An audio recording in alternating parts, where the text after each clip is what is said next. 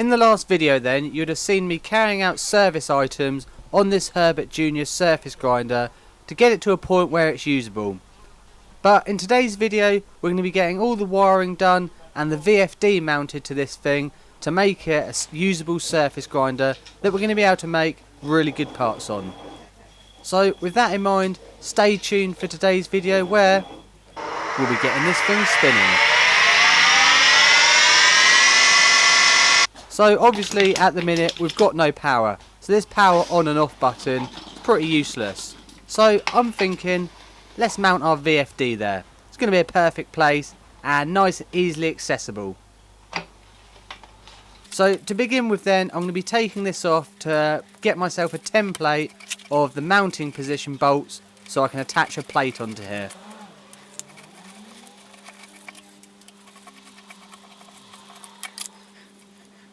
Good thing about this mag truck, stops you losing your nuts and bolts, I'll tell you that. With the switch panel unscrewed, it was now a case of disconnecting the electric to get this thing fully apart and over to the bench. I've got to say, these old electronics on here are made with really good quality components, and I can see why these things used to last a lifetime. Not like today's modern stuff, this was built to last.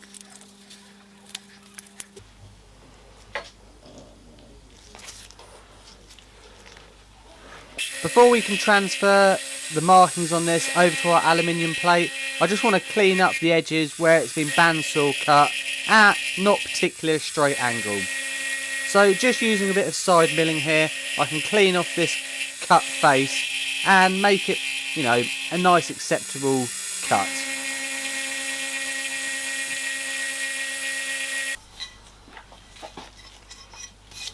Right, eyeballing where I roughly want this. It's going to sit in this lower corner of the aluminium.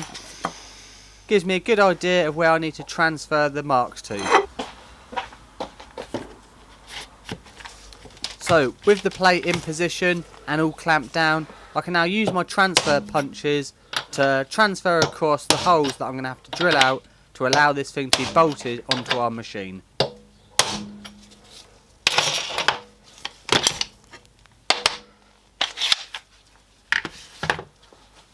With all those marks clearly transferred onto our aluminium plate then, it's now a case of heading over to the milling machine and drilling these out. So as I've only just done this using transfer punches, nothing here has to be super accurate. So lining the tip of the drill up by eye is going to be perfectly acceptable for this, as long as the bolts slot through.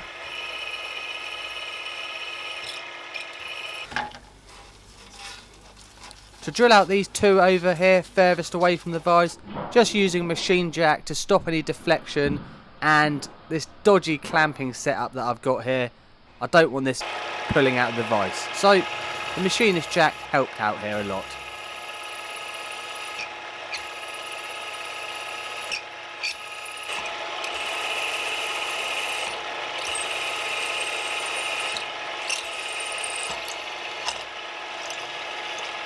So with those 4 bolt holes now drilled out, I can just check the fit of this over back on the surface grinder to make sure all our holes line up with the drilled and tapped holes in the machine. And happily to say, they all line up perfectly. The next thing to do then is transfer the mounting positions on the VFD to our aluminium plate. So again, I'm just doing this by eye, using a permanent marker to mark out where I need to drill and tap, and yeah, given the success we've had on the last marking issue, I think this should be good enough. So again, just doing this all by eye, I'm drilling these out to a 3.3mm before coming back in with an M4 tap. So being that I don't have to hold any super tight tolerances here, and it doesn't have to be perfectly perpendicular, I'm just using an M4 tap here in a drill just to blast through. If this was a steel plate, I probably wouldn't be doing this, but given that it's aluminium, I feel fairly comfortable using a drill and tap like this. So with all them done, I'm just going to try out an M4 bolt that we're going to be using just to make sure it threads in there. And yeah, fits in there perfectly. So a little side job I'm going to have to do here is the VFD isn't going to quite clear the cap-headed screws that are going to be mounting the plate onto the surface grinder. So I'm going to have to make myself some spacer rings. So just drilling these out with a 5mm drill bit and parting these off to length gets me some really easy and nice spacer bushes. So as you can see here, the spacer bush is higher than the cap-headed bolt, which will mean once this is all put together, the VFD should clear the cap-headed bolts nice and easy. So test fit of this all just to see how it all sits, and yeah, sits pretty well. Not to bore you then watching me pull cables through, but I've cracked on and done that off camera, and I just want to quickly talk through how this thing works. So the power comes through down here, the main feed in, and I've reused the main isolator that was on the machine just because I thought it was really cool and old fashioned. So from there the power comes up from the isolator all the way up the machine and comes out where the VFD is. This power is single phase and it's what turns the VFD on and is going to actually power up the whole assembly. So we've got our line neutral earth here, and on the other side of the VFD we've got our phase 1, 2 and 3 and also our earth. That goes down to the motor, and as you can see down here it corresponds to 1, 2 and 3 terminals on the motor and also its own earth.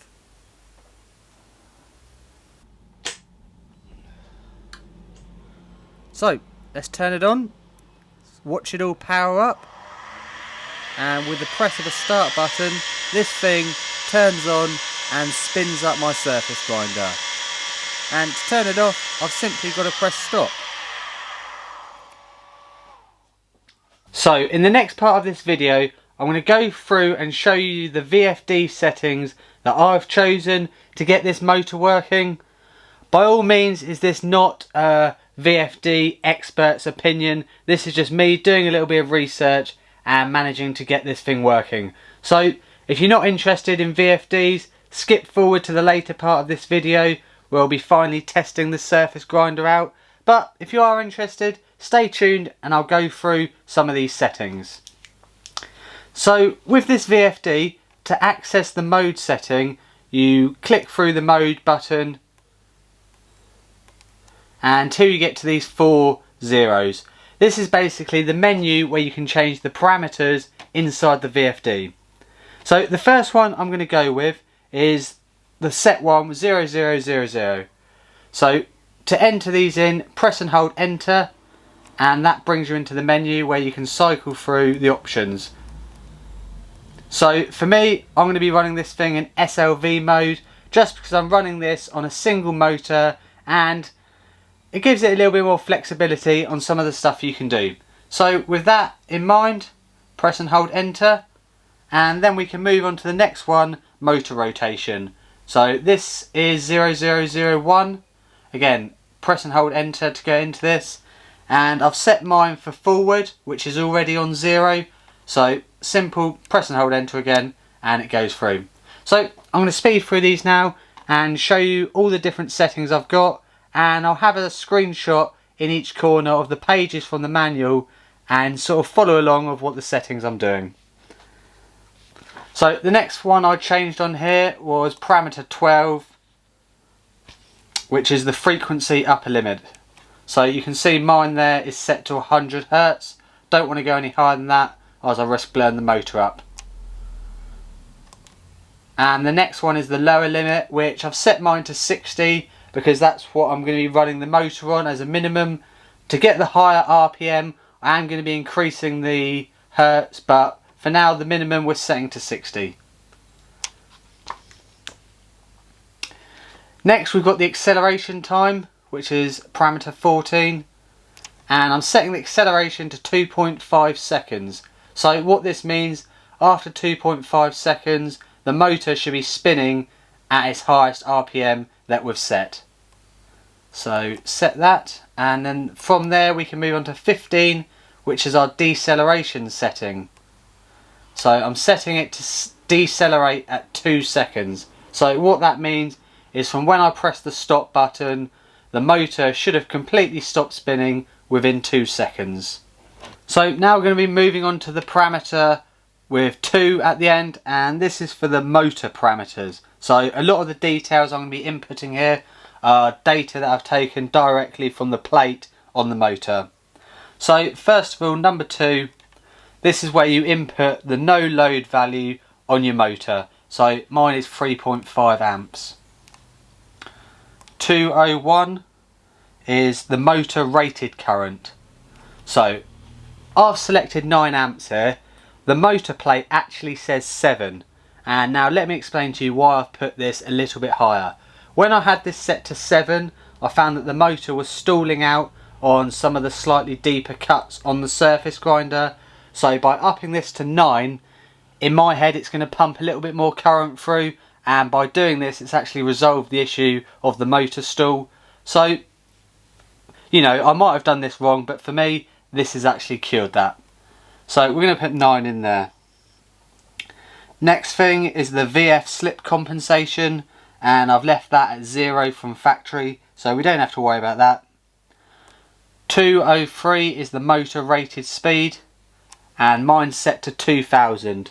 So this is a little bit slow motor for this machine, but the joys of a VFD is I can crank the hertz up slightly, which is going to increase the RPM of the motor. So 2000 straight off the plate.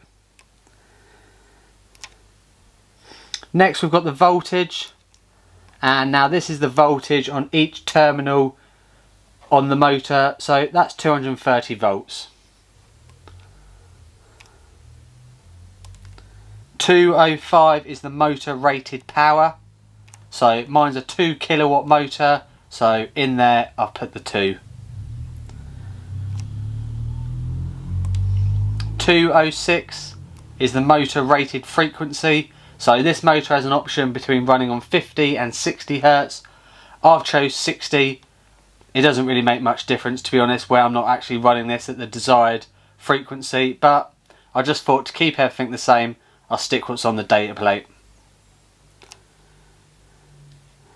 And then from there I skip ahead a little bit on the parameter sheet until I get to the slip compensation.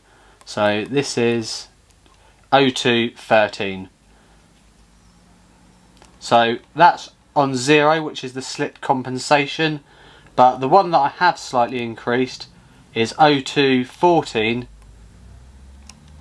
which is the SLV torque compensation gain. Now I played around with this for a little bit, and I got to 175, and I found that gave the best performance when doing cuts on metal, so set it to 175. So with that, that's most of the settings all now done. There's only one last one for me that I had to change, and that was 1102. So 1102 is the carrier mode selection. Now because I'm running this on a 3-phase motor, I thought it only made sense to select 3-phase, but there's also an option there for 2-phase with pulse width modulation and without pulse width modulation. So I've gone for the 3-phase pulse width modulation, and with that being done, that is all the settings in the VFD. And if you can see in the background when I press start,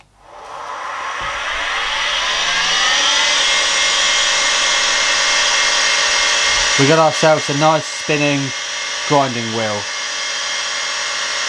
So with the VFD parameters all now set, I think the next part of this video we'll move on to actually using the surface grinder, which is going to be really exciting.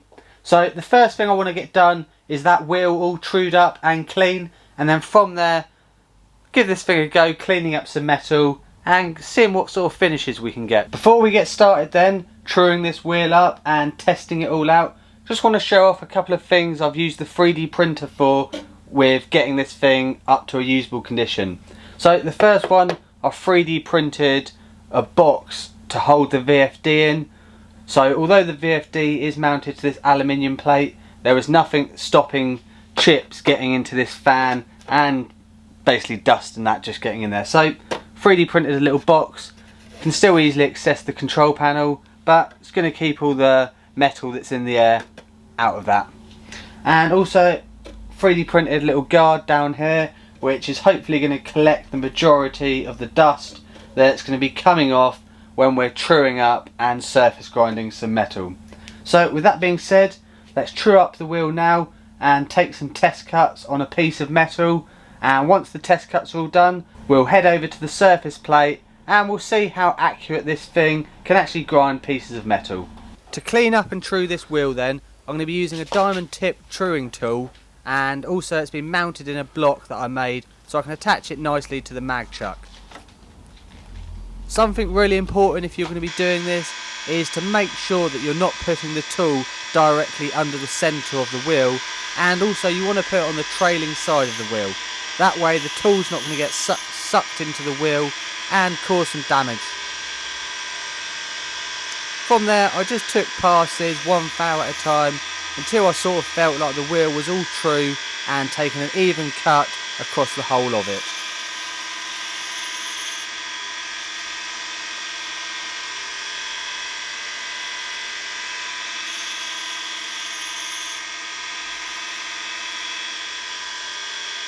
As you can see now from looking at the back of it, all looks nice and white, no dirt or debris on there, so to me that wheel's all trued up and cleaned.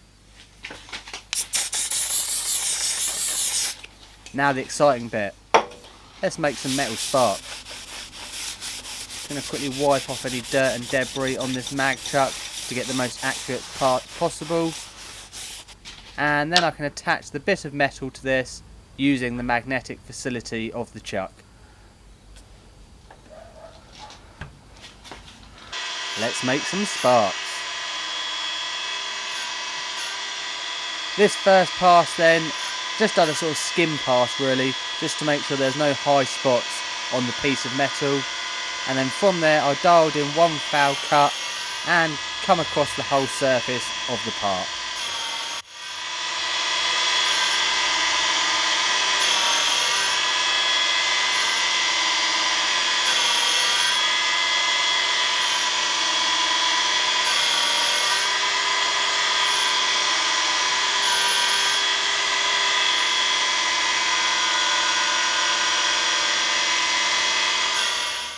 As this is only a test and I'm not looking at hitting any tolerances, I just done a few passes here until I could see the whole surface of the piece of metal had completely cleaned up. That tells me visually there's no low spots.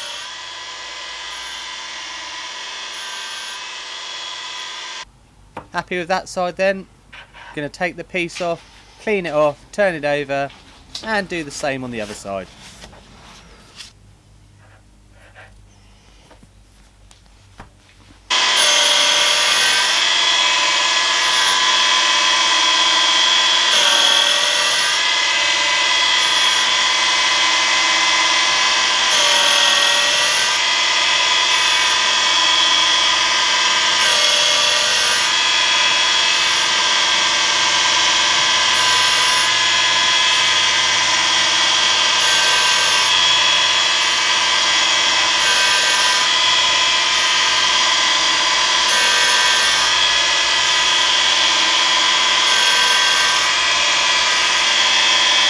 First of all then, before we check to see how tight a tolerance this surface grinder can keep, can I just say, what a lovely surface finish that is. I know it sort of says it in the name surface grinder, but this is my first time ever really using a surface grinder and I'm really happy with how the finish has come out on that. There's some minor lines that you can see in there from where the grinder wheel has passed over stage by stage, but generally the finish on that so good. So with that in mind, let's check this out now on the surface plate and see what sort of tolerance we can keep. Unfortunately my lever indicator has broke, so to do this I'm going to be using the sort of plunge style dial gauge, but I think it's still going to work quite well. So I'm going to zero it out on here and we're going to run it round and sort of see what tolerances we've kept. Right, with that zeroed, let's have a little run around and see what sort of tolerances we've got.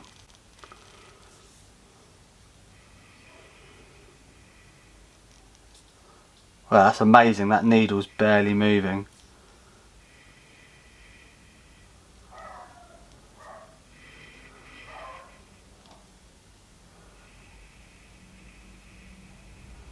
So I think that's the most movement we've got there. About 0.03 of a millimetre there. Let's flip it over, see what this other side's like. So back on the 0. 0.01 mil there. Ooh, it's gone a little bit higher in that corner, which is probably what we saw in the reverse. Yeah, it's about 0.03 millimetres there. So all in all, that's sort of 1 foul and less really. I think 0.04 millimetres is 1 foul for you Imperial guys, so you know, that is incredible. This old 100-year-old surface grinder has managed to keep a tolerance of 1 foul across a part. That is brilliant. Really chuffed with that. There we have it then guys. The 100-year-old surface grinder is all up and running, and I'm amazed with the results that we've got over there on the surface plate. This thing managing to hold less than a foul of tolerance across a part, for me that's a win-win. And the surfaces I'm going to be able to get on this thing, once I've learnt the ways of the machine, going to be incredible. So thank you for watching this video. Hope you've enjoyed this two-parter on bringing this surface grinder back to life.